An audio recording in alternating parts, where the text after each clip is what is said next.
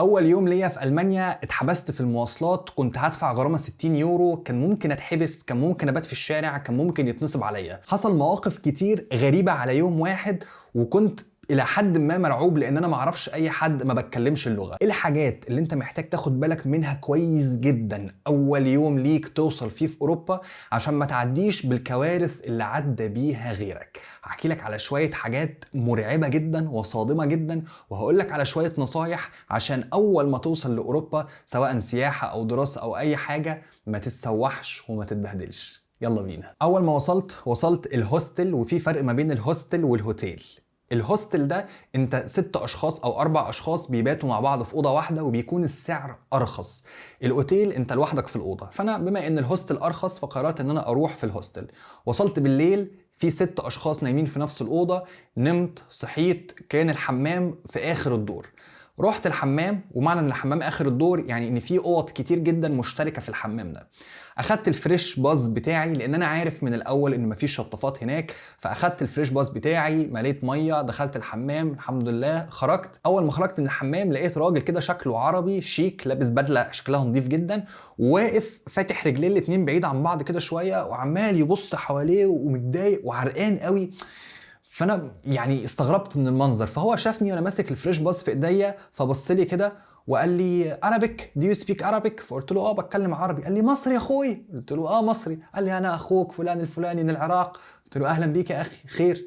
قال لي اخي والله دخلت الحمام وما لقيت يعني قلت له ايه الشطاف؟ والله ما لقيت الشطاف اخوي.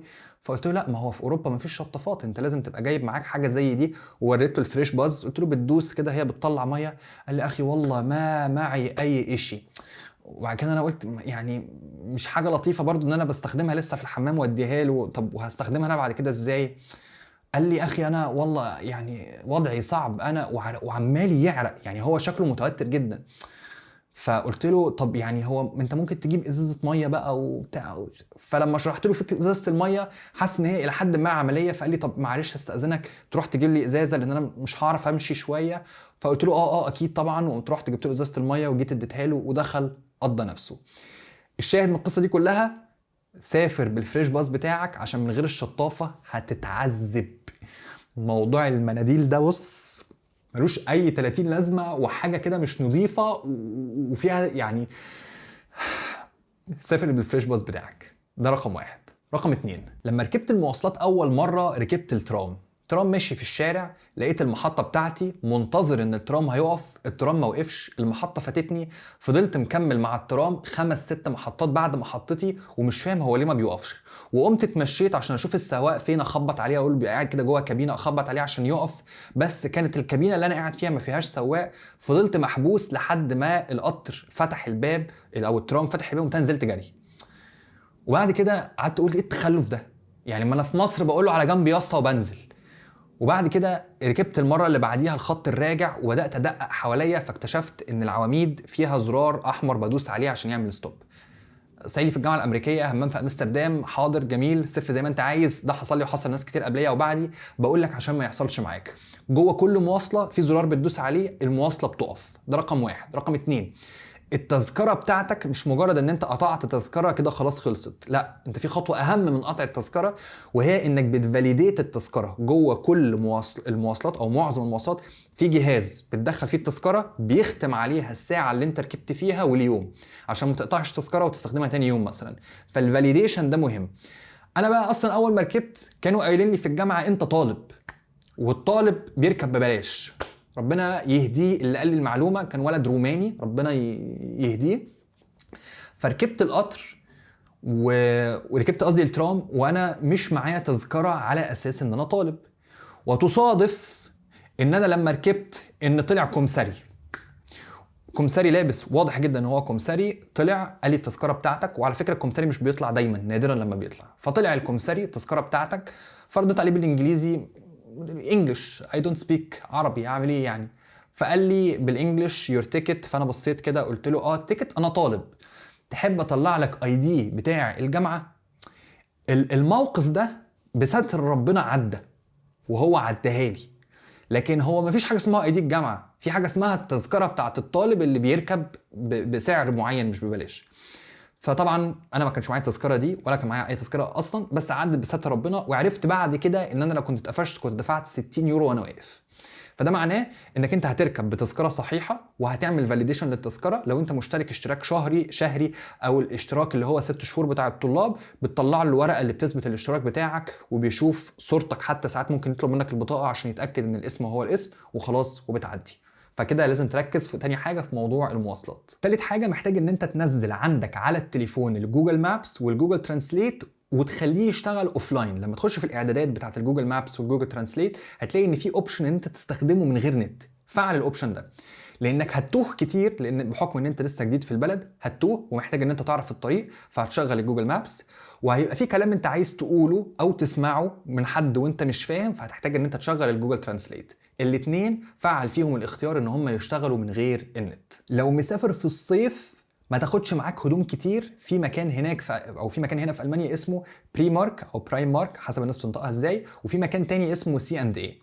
بري مارك او برايم مارك ده هو ارخص حاجه هتلاقيها في الكوكب، ارخص من مصر، ارخص من اي حته انت هتروحها في الدنيا. هدوم الكواليتي بتاعتها الى حد ما كويسه، سعرها رخيص جدا. اشتري هدومك من هناك هتوفر فلوس كتير جدا. وفي سي اند اي برضو نفس القصه.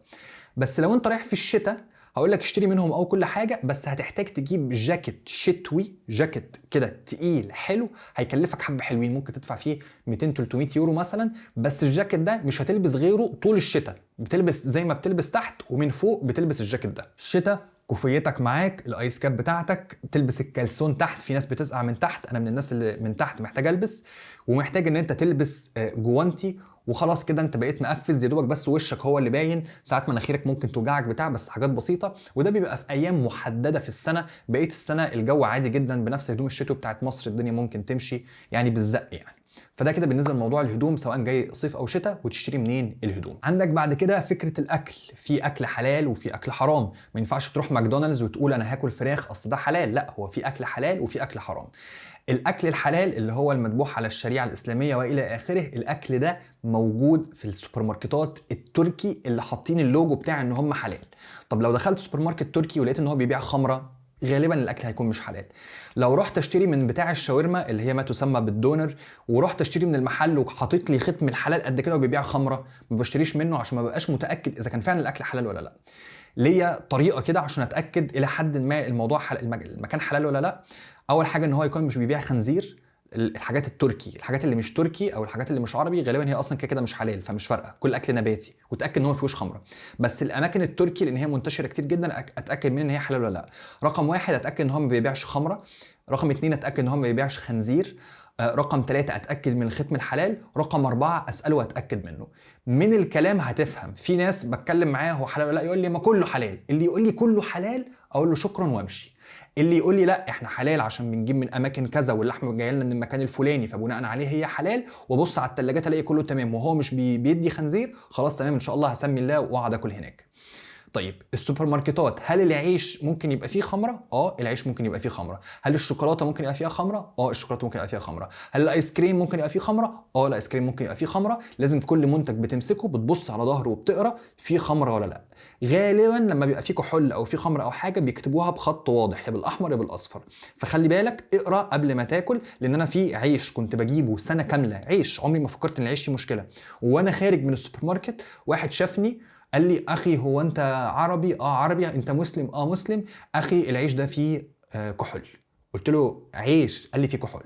فخلي بالك ان ساعات منتجات بتبقى عادي جدا بس تكتشف ان هي فيها كحول او خمره. اقرا ظهر المنتج عشان تتاكد. محتاج ان انت تعمل طبعا حساب بنك، فعندك البنوك الاساسيه، عندك الكوميرتس بنك وعندك الدويتش بنك وعندك السباركاسه. انا ما تعاملتش مع الكوميرتس بنك وما تعاملتش مع البنك حتى بتاع الدويتش بنك. انا تعاملت مع الدويتش بنك وتعاملت مع سباركاسه. الدويتش بنك بروفيشنال قوي بس بيتعامل بعنجهيه معاك ومن فوق مناخيره هيكرهك في حياتك. كنت عندي حساب عندهم، اتخانقت معاهم خناقه كبيره جدا، قفلت الحساب وقلت والله العظيم ما هعمل عندكم حساب تاني في عمري. سباركاسه تحس ان انت صاحبة البنك عمتك مثلا او خالتك او جوز خالتك، يعني تحس ان صاحب البنك هو حد قريب منك، وده احساس جميل لانه بيحسسك انه بص احنا اصحاب في بعض او احنا عيله في بعض، وانا هحاول احلها لك وهحاول اظبط لك اي مشكله عندك. فالشباركاسه في الحته دي حلو، منتشر في كل حته، المكن بتاع الاي تي امز عشان تسحب فلوس منتشر في كل حته، فده جميل جدا. عيبه ان في سنه كده مش بروفيشنال، يعني فتره من الفترات تم اختراق حساب البنك بتاعي وفي حد صرف فلوس من حساب البنك بتاعي، بكلمهم يقول لي طب نعمل ايه يعني، طب ما هو الغلطه عندك، تلاقي حد عمل لك هاك. ايوه يا عم، انا مش بكلمك عشان تقول لي حد عمل لي هاك، انا بكلمك عشان تقول لي نعمل ايه، بكلمك عشان ترجع لي الفلوس اللي اتاخدت مني. ففي الحته دي هم مش بروفيشنال قوي.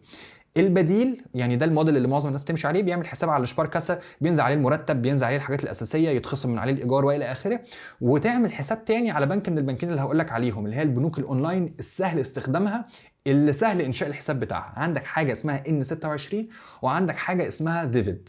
الاثنين دول بنوك مجانيه ما بتدفعش فيهم فلوس، وبيبقى عندك كل حاجه في الموبايل بتاعك، عكس شباركاسه الابلكيشن بتاعهم عقيم والاونلاين بانكينج بتاعهم عقيم.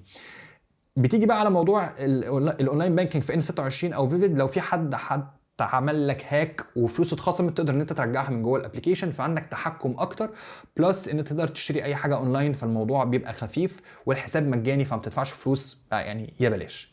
ده كده بالنسبه لموضوع البنوك. محتاج ان انت تشتري سيم كارد، عندك اوبشنز كتير جدا، عندك شركه او2، عندك فودافون، عندك. انا بصراحه رحت الفودافون بما ان انا كان تعاملي معاهم من الاول الى حد ما كويس، فكملت اتعامل معاهم سواء في النت بتاع البيت او في شريحه الموبايل. الكاستمر سيرفيس اللي بيكلموك في التليفون 99% اصلا هيكونوا ناس مصريين، فلو انت عايز تقلب لسانك وتتكلم مصري ساعات بتنفع وبتمشي. لو انت الالماني يشكل بالنسبه لك مشكله، لان الكول سنتر بتاع المانيا موجود في مصر. فده بالنسبه للسيم كارد. بعد كده المسجد، محتاج انك تحيط نفسك ببيئه كويسه نظيفه، يساعدوك على انك تبقى كويس ويبعدوك عن اي حاجه وحشه. بيئه المسجد، معظم المساجد مش كلها، معظم المساجد البيئه بتاعتها ممتازه جدا، بتخرجوا مع بعض وبتتغدوا وبتتفسحوا وبتزوروا المريض، وبتبقى يعني الحياه جميله جدا مع المسجد. فهقول لك شوف المسجد، اتعرف عليهم، شوف لو هم كويسين قضي معاهم وقت اكتر، ده هيقلل لك شويه احساس الغربه اللي انت حاسه ان انت لوحدك، ومش هتحس ان انت غريب انك انت ما بتشربش وما بتعملش وما بتسويش. اخر حاجه واهم حاجه، الحرام سهل وسهل جدا، سهل ان انت تجيب خمره من اي سوبر ماركت وتلاقي سعرها اصلا يعني سعر التراب. الاماكن اللي بيبقى فيها اللي هي يعني الريد ديستريكتس، او الاماكن اللي هي الحمراء اللي هي فيها نشاطات مش لطيفه، بتلاقيها موجوده وبتلاقيها سهله، وبتلاقي ان الموضوع رخيص وافوردبل واي حد يقدر يعمله. انت ما بتعملش الحرام عشان هو سهل ورخيص، انت ما بتعملش الحرام عشان الناس هتقول ايه او مش هتقول ايه، انت ما بتعملش الحرام عشان هو حرام، وانت ما بتعملش الحرام عشان ربنا شايفك، ونفس ربنا اللي شايفك وانت في مصر هو ربنا اللي شايفك وانت في ألمانيا. المقياس هنا مش اهلك شايفينك ولا لا، المقياس هنا ربنا شايفك، وطالما ربنا شايفك يبقى افتكر دايما المعلومة دي، عشان العك سهل، والعك لما انت تبعد عنه هيجيلك تحت رجليك، هتلاقي الناس بتجيلك تحت رجليك بالخمر، وهتلاقي الناس بتجيلك تحت رجليك عشان تعمل حاجات غلط. فخلي دايما فكرة ان انا ربنا شايفني، ربنا شايفني، الخمر اللي انا هشربها دي هشربها وربنا شايفني. بس طول ما الفكره دي موجوده في دماغك باذن الله الافكار دي هتبعد عنك، وطول ما انت حواليك صحبه كويسه زي صحبه المسجد باذن الله ربنا هيكرمك وهتبعد عن هذه الضلالات. وكالعاده لو محتاج اي مساعده انا موجود في المانيا، كلمني، ابعت لي، تواصل معايا، وكالعاده ادعي لي.